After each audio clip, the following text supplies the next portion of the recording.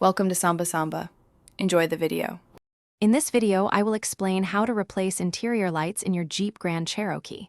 First, gather your essential tools, including a plastic trim removal tool and the correct replacement LED bulbs. Safety is key, so always begin by disconnecting the negative terminal of your vehicle's battery. This simple step prevents electrical shorts and ensures a safe working environment throughout the process.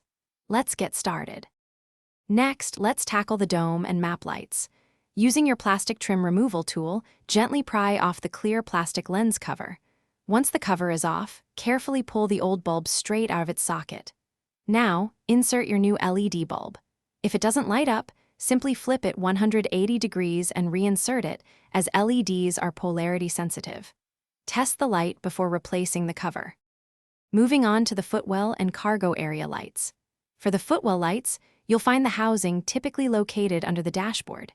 Give it a quarter turn counterclockwise to release it from its mounting. Replace the old bulb with your new LED, then twist the housing clockwise to secure it back in place.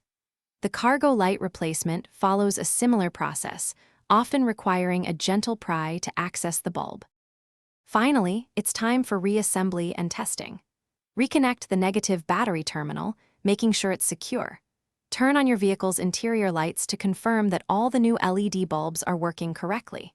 Double-check that all plastic trim pieces and lens covers are firmly reattached. Enjoy your brighter, more efficient interior lighting in your Jeep Grand Cherokee, enhancing both visibility and style. Thanks for watching.